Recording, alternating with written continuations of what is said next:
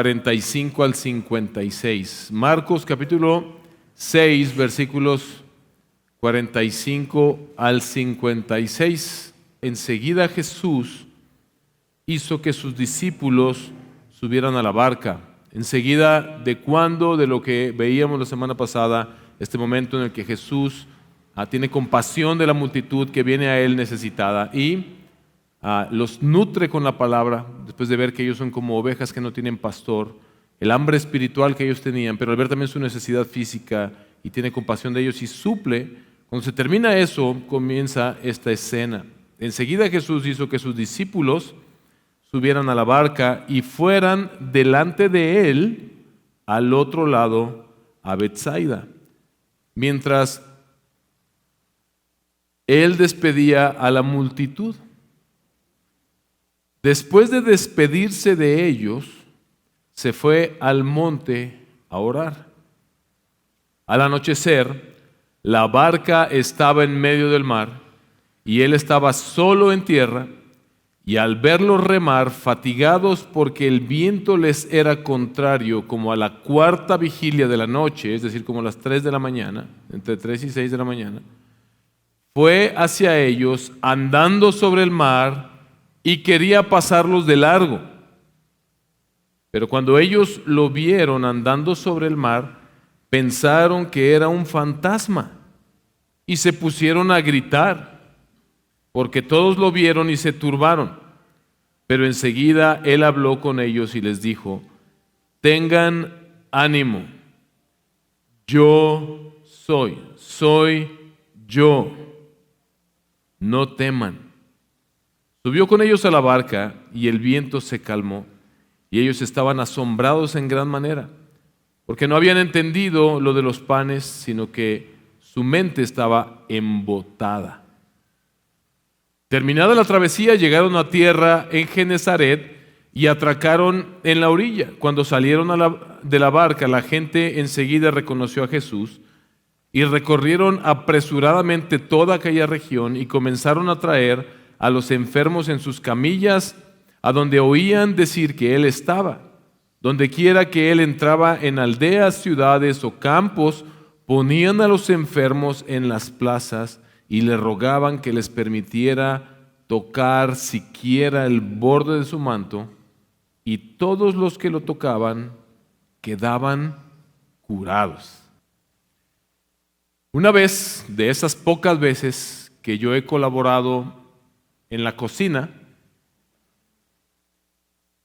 se me encomendó la tarea de hacer un pico de gallo. Todos sabemos lo que es un pico de gallo. Jitomate y cebolla picados en cuadritos.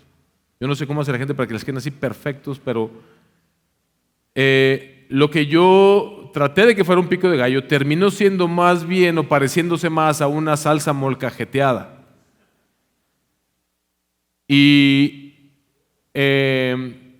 Pero el problema no era tanto yo. Ni siquiera yo soy tan malo para la cocina como para esto. El verdadero problema estaba en que el único cuchillo que encontré a la mano, porque no supe más dónde guardan los cuchillos afilados, es vergonzoso para mí, pero no supe encontrarlo en ese momento.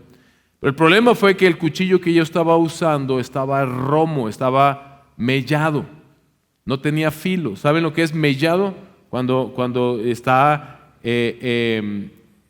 dañado, la parte que debe cortar no está filosa, sino que por ejemplo, un machete cuando lo usas en el campo y pega con una piedra, queda mellado, queda dañado. No tenía filo. Y por eso, lo que debió haber sido un pico de gallo quedó como una salsa molcajeteada. Esto es lo que significa la palabra embotada que usa este pasaje, en donde Marcos describe la fe de los discípulos. Dice que la fe de ellos estaba embotada. Es la palabra que Marcos utiliza para describir el problema de los discípulos. Embotado es eso. Embotado es mellado. Así como el cuchillo que yo estaba tratando de utilizar para hacer un pico de gallo estaba embotado y no ayudó a cumplir la función o con el objetivo que se esperaba. De la misma manera, dice Marcos, el problema de los discípulos es que su fe estaba embotada. Marcos nos ha venido mostrando a Jesús desplegando su poder, mostrando su poder, haciendo cosas que solamente Dios puede hacer, y al mismo tiempo una dinámica en la que los discípulos no son capaces de comprender lo que está sucediendo realmente delante de ellos. Hemos venido viendo cómo las multitudes siguen a Jesús porque creen, no es que no tengan ningún tipo de fe, tienen una fe de que ese hombre puede sanar personas, puede hacer milagros, pero hay un problema con ellos, no pueden ver a Jesús como quien realmente Él es. Mis hermanos, nosotros necesitamos una fe específica. La fe que nosotros necesitamos es la certeza de que Jesús es Dios que vino a salvarnos. La fe que necesitamos es la certeza de que Jesús es Dios que vino a salvarnos. Los discípulos ya habían presenciado innumerables milagros hechos de la mano de Jesús. Enfermos sanados, endemoniados liberados, una severa tormenta aplacada con el poder de su voz. Una mujer curada con poder que salió de Jesús cuando ella simplemente lo tocó confiando en que Él podía sanarla. Una niña resucitada. Los discípulos ya habían visto el efecto que la incredulidad y la falta de fe había provocado en Nazaret, el pueblo de Jesús, donde no confiaron en Él y no sucedieron mayores milagros. Los discípulos ya habían experimentado por sí mismos con la autoridad que ya Dios les había dado. Jesús los envió con su autoridad para sanar enfermos y echar fuera demonios. Ya lo habían experimentado ellos mismos con la autoridad de Jesús. Y vimos la semana pasada que ellos presenciaron, vieron a Jesús romper todas las leyes de la materia. Así como en la creación el Señor con su palabra y con su poder creó todo lo que existe. Vieron ellos a Jesús de 5 panes y 2 peces multiplicar la materia para que 5,000 hombres, que eso lleva como connotación, dicen algunos otros evangelistas, hombres más mujeres y niños, probablemente más de 15,000 personas tal vez fueron alimentadas en esa ocasión. Y esto lo habían presenciado los discípulos. Y ahora en el pasaje que vemos hoy, ven a Jesús caminar sobre las aguas turbulentas. Piensa en esto, piensa en lo que los evangelios nos narran, mis hermanos, porque muchas veces nuestro problema es muy similar al de los discípulos. No estamos entendiendo de qué se trata todo esto. Cuando ellos vieron a Jesús andar sobre el mar y después de haber visto todo lo que Él ya había hecho, forzosamente su teología, la teología de cualquier judío de aquella época, lo tendría que haber llevado a darse cuenta que Jesús estaba haciendo cosas que bíblicamente solamente Dios puede hacer. Jesús está haciendo cosas que solamente Dios puede hacer. El Antiguo Testamento utiliza el agua como un símbolo de caos, también como un símbolo de maldad y desorden. Son algunos de los usos que en el Antiguo Testamento vemos que la Biblia le da. Hay todo un tema bíblico que tiene que ver con el agua. Los judíos por eso tenían temor al mar. Salir al mar era algo bastante intimidante. Y una tormenta, ya no se diga. Porque ellos sabían que Dios en la creación, Génesis 1, había con su poder separado las aguas que dice que al principio eran un caos. Si tú lees Génesis 1, en el principio había un caos porque el mundo estaba cubierto completamente por agua, y dice la palabra de Dios que Dios mandó que las aguas se separaran, las aguas de arriba con las aguas de abajo. Los judíos de aquella época fácilmente hubieran recordado a Dios usando la fuerza del agua para purificar la tierra por medio del diluvio que Él envió a causa del pecado de los hombres. Si la alimentación de los 5,000 hombres que vimos la semana pasada de alguna manera es una alusión, es una figuración de lo que Dios hizo por su pueblo al alimentarlos en el desierto con el maná, seguramente en la mente de estos judíos tuvieron que haber recordado y sabido también cómo solamente Dios tuvo el poder para abrir el mar rojo cuando el pueblo está siendo perseguido por el ejército egipcio para destruirlos. Dios abre el mar rojo para que el pueblo pueda atravesar seguro y llegar al otro lado, y a su vez el ejército egipcio ser destruido. Solamente Dios tiene este poder sobre las aguas, y hay mucho más. Vemos a Josué cuando va a cruzar con el pueblo y envía el arca delante del pueblo para cruzar el Jordán, para entrar en la tierra prometida, y Dios abre las aguas, separa las aguas para que el pueblo pueda pasar. Vemos también en la Escritura cómo Jonás, por su desobediencia, va huyendo en un barco, y Dios produce una tormenta a través de la cual todos se dan cuenta que hay algo mal, quién está pecando, y Jonás dice: soy yo el culpable, aviéntenme al mar para que el mar se calme, porque es por mi culpa, por mi desobediencia, y él es arrojado al mar, y entonces las aguas se calman.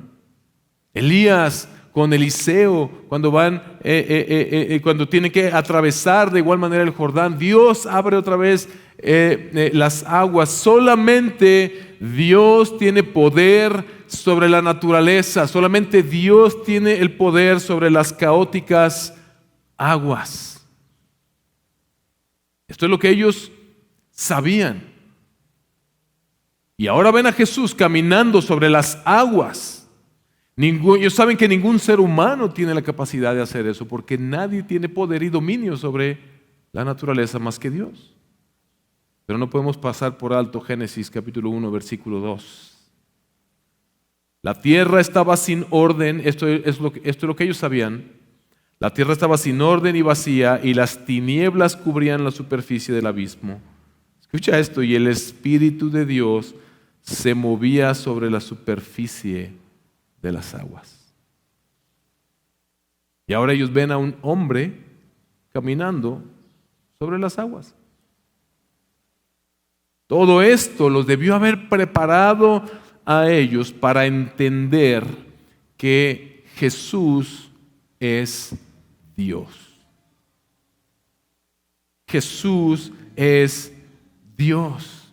Al ver a Jesús hacer aquello que solamente Dios puede hacer, ¿cuál es la respuesta lógica a esto? Pues entonces ese hombre es Dios. Pero el problema, dice Marcos, es que su mente estaba embotada.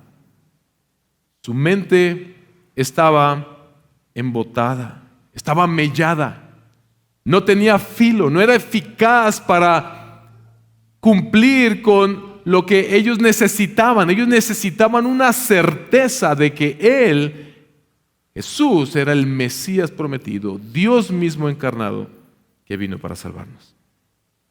Pero nosotros no podemos ser tan injustos con los discípulos y juzgarlos de una manera superficial, mis hermanos. Lo mismo hubiera sucedido con nosotros.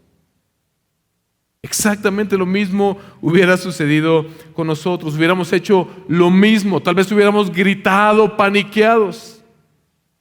Nosotros estábamos en la misma situación, y esa es la situación de muchas personas allá afuera. Pero tristemente también dentro de la iglesia mucha gente ve a Jesús como un ser místico que tiene poderes, pero no como Dios que vino a salvar y ante quien debe rendir su vida. Hay tantas cosas que afectan nuestra fe, porque nuestra mente, al igual que la de los discípulos, está embotada. Y por eso es que mucha gente allá afuera no entiende, su mente está embotada, no tiene el filo necesario para poder creer. Hay muchas cosas que ponen en peligro la fe verdadera, que embotan nuestra mente, que embotan nuestra fe. Hay mucho misticismo. Vieron que los discípulos, dice que gritaron, así aterrorizados, porque pensaron que era un fantasma. ¿Sabes tú que ni siquiera en la Torá, ni siquiera en la religión judía, ni en el Antiguo Testamento, ni en el Nuevo Testamento, en ningún lugar se habla de que existan fantasmas, espíritus chocarreros, almas que no están descansando bien y que están deambulando y que te apagan la luz y que te prenden la luz y que te cierran la puerta, que se te aparecen en la esquina de un lugar donde hay albercas? Nada de eso es verdadero, nunca la palabra de Dios admitió esto. Eso era una tontería pensarlo, pero eso es lo que los discípulos creían. Me encanta este pasaje porque dice que Jesús los ve, entonces en medio de la tempestad viene caminando sobre el agua, y la Biblia textual, que es una traducción más literal, más cruda desde el antiguo, dice, aquí el pasaje dice que Jesús intentó pasarlos, pero la Biblia textual dice, Jesús les hizo señal para adelantarlos. Casi como les prendió las direccionales, ¿no? Ahí se ven, con permisito, nos vemos en la orilla. Al Moller dice que esto nos recuerda aquel momento en el que Moisés le pide al Señor que le muestre su gloria, y el Señor le dice: escóndete en la peña porque voy a pasar delante de ti, y la gloria de Dios es manifestada. Dios se muestra como si fuera un hombre en toda su gloria y su esplendor, y pasa delante de Moisés mostrándole su gloria. Posiblemente esto es lo que Jesús tenía en mente, mostrarles, revelarles quién es Él. Pero ellos se aterrorizan porque su mente está embotada pensando en fantasmas. Mis hermanos, hay mucha gente que está dispuesta a creer en cualquier misticismo tonto, en lugar de creer la verdad de que Jesús es Dios, que se encarnó, que murió por nosotros, que resucitó de los muertos, y que ahora está a la diestra del Padre, reinando, gobernando sobre nosotros, estableciendo su iglesia para salvarnos. Pero es más fácil para muchas personas creer en que si van a bailar a Chalma, en que si hacen ciertos... Hay muchos cristianos incluso que están envueltos en un misticismo en el que ven demonios por todos lados y que sienten que ellos tienen que andar librando batallas cuando la palabra de Dios nos muestra que Satanás ya fue vencido, y que si bien estamos en una guerra espiritual, las armas de nuestra milicia no son carnales sino poderosas en Dios, que debemos cubrirnos con la armadura de Dios para pelear esta batalla. Pero si tú te das cuenta, es la armadura de Dios, no es una pelea que tú vas a pelear, es cubrirte y protegerte con lo que Dios ya hizo por ti. Pero es más fácil para la gente pensar: pues mira, sí, Jesús y todo, pero es que mi abuelita se me aparece en las noches y me apaga la luz y me prende y me cierra la puerta o me abre la puerta. ¿Y qué será lo que me quiere decir, pastor? Nada, hermana, que cene menos quesadillas.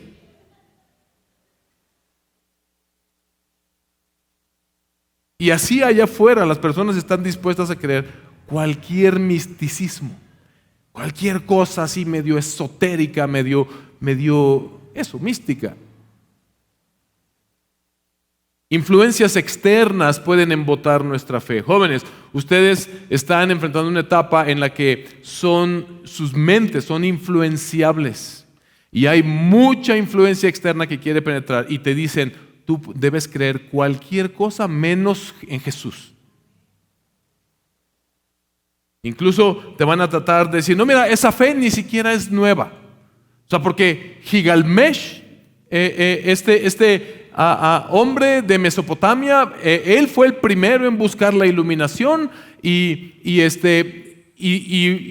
le fue revelado que Dios había mandado un diluvio para destruir a los hombres. ¿Ya ves que no pertenece el diluvio a la fe cristiana? No, lo que eso nos muestra es que todos tenemos un pasado en común desde Génesis y que es una realidad que esto existió. Pero el punto es que hay influencias desde afuera que hasta por medio de la llamada ciencia te van a querer mover, te van a querer hacer creer cualquier cosa, que eres polvo de estrellas, que de la nada surgió la perfección de lo que vemos a nuestro alrededor, incluso en nuestro propio cuerpo. Todas estas cosas pueden embotar nuestra fe. Y aun cuando ya estamos dentro de la fe cristiana, podemos estar creyendo en Jesús como alguien en quien no tenemos todavía la certeza y la confianza plena de que es Dios que vino a salvarnos. Tradicionalismos religiosos. Es que a mí así me enseñaron antes y yo así me voy a quedar y yo no le voy a mover y háganle como quieran. Yo así aprendí, así me enseñaron antes. Materialismos. Podemos estar nosotros, como los discípulos, muchas veces enfocados en nuestros problemas, en las situaciones. Pero si Dios existe, ¿cómo es posible que esto esté sucediendo? Eso es una mente embotada. Eso es una fe incompleta. No tiene el filo para darse cuenta de que Dios gobierna sobre todo y que Jesucristo resucitó a los muertos y hoy está a la diestra del Padre y Él está gobernando, como leímos al principio del culto, sobre todo. Él tiene control absoluto de todas las circunstancias. Cuando no permanecemos en la palabra de Dios, porque somos una iglesia que insiste tanto en la predicación del Evangelio y cursos de esto y cursos de aquello y discipulados de esto y discipulados de aquello, porque queremos que conozcas a tu Señor como quien Él es, que conozcas a Dios por medio de Jesucristo, quien es Dios que vino a salvarte y qué consecuencias tiene eso para tu vida y cómo eso te mueve a vivir de una vida que manifieste esta fe. Así que el problema de los discípulos, hermanos, era el embotamiento de su fe. Su fe estaba mellada, su mente estaba mellada. Ellos no podían ver a Jesucristo como quien Él es, Dios que vino a salvarnos. Y ese es el problema de muchos el día de hoy que no han creído en Jesús, pero de muchos también dentro de la iglesia cristiana. Todavía no están confiando en Jesús como Dios que vino a salvarnos. ¿Tú qué harías si se te aparece Dios el día de hoy?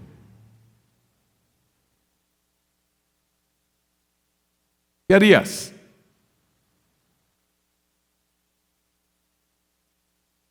Algunos pues le pediría esto. No dije Aladino, dije Dios. ¿Qué harías si Dios se apareciera delante de ti, se manifestara delante de ti? Me postraría a sus pies, dice nuestra hermana Jenny. ¿Sí? Queríamos postrados delante de Dios. ¿Qué pensarías si yo te digo el día de hoy, Jesús es Dios que hoy no se aparece a ti, sino que vive en ti? ¿Cómo cambia esto tu perspectiva de las cosas? Porque eso es lo que el Evangelio nos muestra. Mis hermanos, la solución para los discípulos en ese momento era, ante la evidencia, cree en quién soy yo. El reino de los cielos se ha acercado, arrepiéntanse y crean el Evangelio, era el mensaje de Jesús. Las promesas que ustedes esperaban, el Mesías que ustedes esperaban, soy yo, ya estoy delante de ustedes. Cuando Jesús los alcanza ahí en la barca, ¿cuáles son sus palabras hermosas, gloriosas? Tengan ánimo, soy yo, no teman.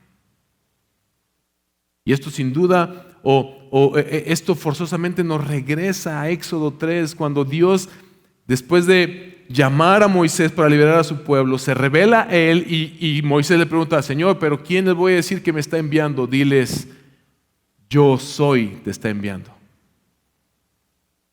El gran yo soy te está enviando. Y Jesús viene delante de ellos, hace como que los va a rebasar, pero tiene compasión de ellos y les dice, tengan ánimo, soy yo. Yo soy. Jesús les está revelando que Él es Dios delante de ellos. Pero por eso te digo que nosotros no podemos juzgar a los discípulos de manera severa, porque mira, ni tú ni yo hubiéramos podido con la mente humana simplemente creer de esta manera. Para ellos la solución era: ante lo que estás viendo deberías creer, pero el libro de Marcos nos muestra que hasta el final nadie está entendiendo quién es verdaderamente Jesús. Pero ¿cuándo cambió todo? Hechos 2, el día que el Espíritu Santo vino sobre ellos. Ese día ellos comprendieron plenamente de qué se trataba todo esto. Ellos entendieron de qué se trataba todo esto. Y hoy tú y yo vivimos en la era del Espíritu Santo. Jesús ascendió al cielo, pero Él envió a su Espíritu Santo. Él ya no necesita estar físicamente en la tierra para obrar estos milagros de transformación. Hoy Él habita en su pueblo, dentro de nosotros, por su Espíritu. Si hemos creído en Jesús, nos hemos arrepentido de nuestros pecados y le hemos entregado nuestra vida. Pero los que no han creído es porque tienen la mente embotada. Es lo que dice el apóstol Pablo en 2 Corintios 4, versículos 4 al 6, en los cuales el Dios de este mundo ha cegado el entendimiento de los incrédulos para que no vean el resplandor del evangelio de la gloria de Cristo, que es la imagen de Dios. No una representación de Dios, sino es Dios que se mostró a nosotros. Porque no nos predicamos a nosotros mismos, sino a Cristo Jesús como Señor, y a nosotros como siervos de ustedes por amor de Jesús, pues Dios, que dijo que de las tinieblas resplandecerá la luz, es el que resplandeció en nuestros corazones para iluminación del conocimiento de la gloria de Dios en el rostro de Jesucristo. Ya he explicado esto antes, pero lo que este pasaje está diciendo es que con el mismo poder con el que Dios creó todo lo que existe, ese poder es el que usa en su palabra. Cuando escuchamos el evangelio, la venda cae de nuestros ojos, nuestra mente deja de estar embotada y por fin podemos ver la gloria de Dios en el rostro de Jesucristo. Esa es la fe que necesitamos. Y Dios mismo nos la proveyó. Si tú hoy crees en Jesús, no es porque eres mejor que los discípulos en aquel momento, es porque el Espíritu Santo vino a regenerarte para que tú pudieras creer. Y esta es una maravilla, mis hermanos, para que puedas creer que Jesús es aquel que vino a salvarnos por su sacrificio en la cruz, aquel que resucitó de los muertos. Ese es el milagro que sí ha podido presenciar toda la humanidad. Mis hermanos, el milagro más grande que toda la humanidad ha visto es ver a un hombre levantarse de los muertos, vencer a la muerte, vencer a la tumba y venir a la vida. Porque a lo mejor alguien se puede inventar un truco para hacer que alguien está muerto y resucitado. Alguien no hubiera podido decir: esa niña no estaba muerta, en realidad sí estaba dormida. Sí, pero a Jesús, la evidencia que la palabra de Dios nos da y que la historia misma nos da, es que Él fue molido y asesinado en esa cruz por nuestros pecados. Él fue a la tumba, pero Él venció a la muerte. Y hasta el día de hoy, investigadores, expediciones científicas tratan de encontrar la tumba de Jesús. El mundo se divide simplemente en dos tipos de personas: los que creen en Jesús y los que no creen en Jesús. La historia se divide en antes y después de Cristo, porque la resurrección es el milagro más grande que la humanidad ha visto. Mis hermanos, Jesús es Dios que se introdujo a sí mismo en nuestro caótico y turbulento mundo corrompido por la maldad. Así se siente la vida, como estar en ese mar turbulento, remando muchas veces, cansado, donde parece que no llegamos a ningún lado. Pero Él vino y se introdujo en este mundo para experimentar por nosotros la tormenta, la tempestad todavía más severa que íbamos a enfrentar, que era la ira de Dios sobre nosotros. Mis hermanos, Jesús se ofreció a sí mismo para apaciguar la tempestad de la ira de Dios provocada por nuestro pecado. Él se entregó a las olas de la muerte, pero Él las pisoteó con su resurrección. Él se para sobre las aguas que representan el caos, el desorden, la maldad, el mal en nuestro mundo, declarando: yo soy, no teman, tengan ánimo, porque yo soy. Tú y yo hemos creído hoy por la obra de su Espíritu Santo, mis hermanos, que nos ha regenerado. Piensa en la escena. Piensa en lo que hemos leído hoy de esta escena y trata de pintarla en tu mente como un cuadro. ¿Qué tenemos? Una orilla del lago, que es llamado Mar de Galilea. Una orilla donde hay una separación. Es interesante ver que Jesús le dice, el pasaje dice, versículo 45, enseguida Jesús hizo que sus discípulos subieran a la barca. A mí me encanta ver, y estoy convencido de que parte del plan del Señor Jesús era instruir a sus discípulos, capacitarlos, entrenarlos para la obra que ellos iban a desempeñar después, que vemos que ellos hacen en Hechos, predicando el Evangelio. Toda la doctrina cristiana se basa sobre la doctrina apostólica y la obra que ellos iniciaron y que ahora nosotros continuamos. Jesús está preparándolos para esta misión y me encanta ver cómo Jesús les dice: vayan ustedes delante de mí al otro lado. Hay una separación ahí. Ellos ahí van en obediencia. Ellos se enfrentan a esta tempestad, otra vez, igual que en la primer tormenta, no por un acto de desobediencia, sino porque el mar y el viento por naturaleza así son. No podemos esperar que no haya turbulencia en un mundo afectado por el pecado. Y a veces la vida cristiana se siente como esa separación. Si tan solo Jesús estuviera aquí y se hiciera cargo de estos problemas que estamos enfrentando. Si tan solo Jesús estuviera con Neri en este momento de sufrimiento, porque acaba de perder a su hermana hace un par de horas en una tragedia.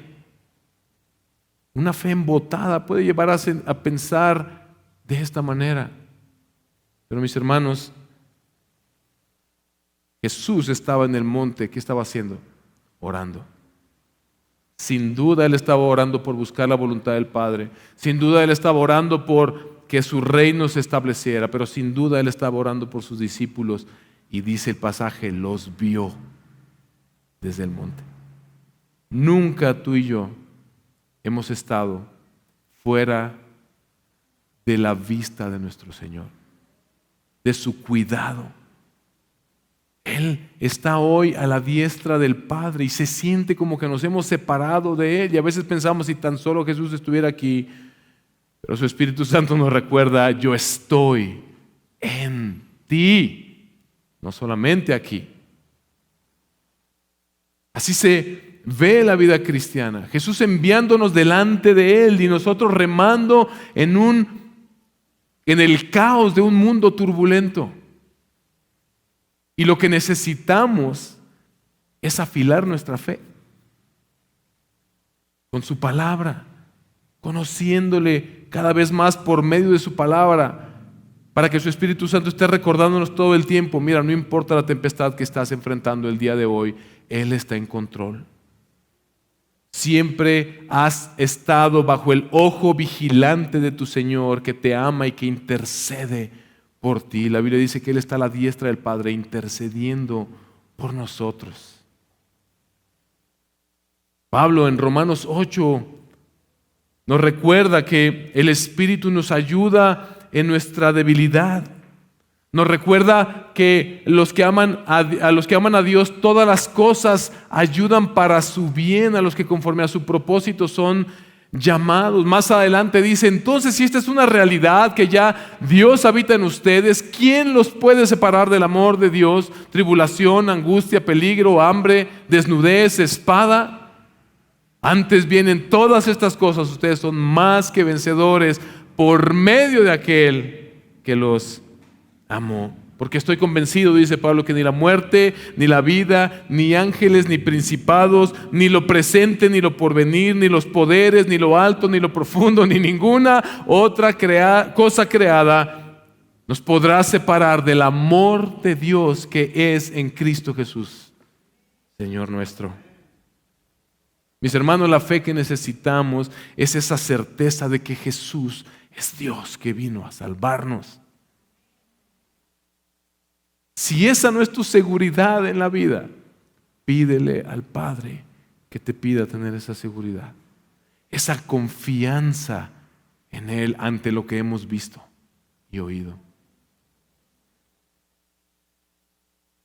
Mis hermanos, estas preciosas palabras de Jesús a sus discípulos son para ti y son para mí el día de hoy también. Tengan ánimo, soy yo, no teman. Las circunstancias turbulentas van a venir a nuestras vidas, pero Él no necesita ya venir a nosotros, Él ya vino a nosotros. Y si dice la palabra, si Dios nos ha dado a su Hijo, ¿cómo no nos dará también todas las demás cosas? El Espíritu Santo no va y viene como algunos predican. ¿Cómo se le hace para bajar? ¿Bajar de dónde? Si habita en nosotros. Si el Espíritu Santo está en nosotros. Tú no tienes que pedir, Señor, ven a mi barca. Tienes que recordar que Jesús está en tu barca. Que de hecho es su barca. Es su mar. Y Él tiene el control de todo esto de principio a fin. Y Él nos va a llevar al otro lado. Porque no podemos olvidar a Genezaret. No podemos olvidar que del otro lado estaba Genezaret esperando con una grande necesidad de ese pueblo, de muchos enfermos, que cuando llegaron a la orilla con Jesús, nos dice el pasaje simplemente lo que ya hemos visto antes, pero magnificado, simplemente con tocar el borde de su manto eran sanados. Jesús desplegando su poder. Jesús envió a sus discípulos. Ellos atravesaron la tormenta. Él les demostró que siempre estaba con Él. Y cuando llegaron al otro lado con Él, experimentaron la bendición. De igual manera, tú y yo hemos sido enviados como iglesia a todos los Genezarets que están delante de nosotros. Hay mucha necesidad en este mundo, mis hermanos. Hay necesidad de personas que deben ser sanadas, no solamente en su físico, sino en su alma. Y Jesús es aquel que tiene el poder para sanarlos física y espiritualmente. ¿Y qué crees? Jesús te ha dicho a ti y a mí, vayan ustedes ahora delante de mí. Esa es la gran comisión. Esa es la gran comisión. Ahora entendemos cómo hicieron los discípulos cuando ya eran los apóstoles en el libro de Hechos para soportar toda la persecución, toda la oposición. Oye, si tú no tienes una fe afilada que entiende que Jesús es Dios que vino para salvarnos, no vamos a poder enfrentar ni la más mínima de las persecuciones. Cualquiera de nosotros pudiera decir, ¿sabes qué? No, yo para esto no firmé. No leí las letras chiquitas, perdón, yo aquí rajo. Pero ellos estuvieron dispuestos a dar incluso su vida porque tenían la certeza de que Jesús es Dios que vino a salvarlos. Esas palabras, soy yo, no teman, tengan ánimo, seguramente los acompañaron en toda su vida y en toda su misión. Y hoy la iglesia está fundamentada sobre el testimonio de esos discípulos que en aquel momento tenían la fe embotada, pero que por la obra del Espíritu Santo fue afilada. Y lo mismo sigue haciendo nuestro Dios el día de hoy. Pedro estaba en esa barca, hermanos. Él sabe, puede contarnos de su experiencia y puede animarnos, porque Él lo vivió en la barca y Él lo vivió después en su vida sirviendo al Señor. Póngase de pie, por favor. Pedro nos anima en su primera carta, en capítulo 1, versículos 3 al 9. Él dice: bendito sea el Dios y Padre de nuestro Señor Jesucristo, quien según su gran misericordia nos ha hecho nacer de nuevo a una ¿qué? Esperanza viva. Ahora va a aparecer en la pantalla. Primera de Pedro, capítulo 1, versículos 3 al versículo 9. Nos ha hecho nacer de nuevo a una esperanza viva mediante la resurrección de Jesucristo de entre los muertos. Es decir, nuestra esperanza y nuestra fe está firmada sobre el milagro más grande que la humanidad ha visto: a Dios caminar y pisotear las olas de la muerte, al hombre Dios que venció la muerte, mediante la resurrección de Jesucristo de entre los muertos. ¿Para qué? Para obtener una herencia incorruptible, inmaculada, que no se marchita, reservada en los cielos para ustedes. Mediante la fe, ustedes son protegidos por el poder de Dios para la salvación que está preparada para ser revelada en el último tiempo, en lo cual ustedes se regocijan grandemente, aunque ahora, por un poco de tiempo, si es necesario, sean afligidos con diversas pruebas, para que la prueba de la fe de ustedes, más preciosa que el oro que perece, aunque probado por fuego, sea hallada, que resulta en alabanza, gloria y honor en la revelación de Jesucristo, a quien sin haber visto ustedes lo aman, y a quien ahora no ven, pero creen en Él y se regocijan grandemente con gozo inefable y lleno de gloria, obteniendo como resultado de su fe la salvación de sus almas. Mis hermanos, la fe que necesitamos es la certeza de que Jesús es Dios que vino a salvarnos. Que si Él se ha separado físicamente de nosotros, nunca ha estado tan presente como ahora que Él habita en nosotros. Que Él está a la diestra del Padre, vigilante de nosotros, para que nosotros vayamos y hagamos esta obra que Él nos ha enviado delante para hacer. Quiero terminar orando, pero esta oración no la voy a hacer de algo que sale de mí. Voy a orar lo que oró el apóstol Pablo por la iglesia de Éfeso. Y esto es lo que pido al Señor para ustedes. Cuando pienso en todo esto, caigo de rodillas y elevo una oración al Padre, el creador de todo lo que existe en el cielo y en la tierra. Pido en oración que de sus gloriosos e inagotables recursos los fortalezca con poder en el ser interior por medio de su Espíritu. Entonces Cristo habitará en el corazón de ustedes a medida que confíen en Él. Echarán raíces profundas en el amor de Dios y ellas los mantendrán fuertes. Espero que puedan comprender, como corresponde a todo el pueblo de Dios, cuán ancho, cuán largo, cuán alto y cuán profundo es su amor. Es mi deseo que experimenten el amor de Cristo, aun cuando es demasiado grande para comprenderlo todo. Entonces serán completos con toda la plenitud de la vida y el poder que proviene de Dios.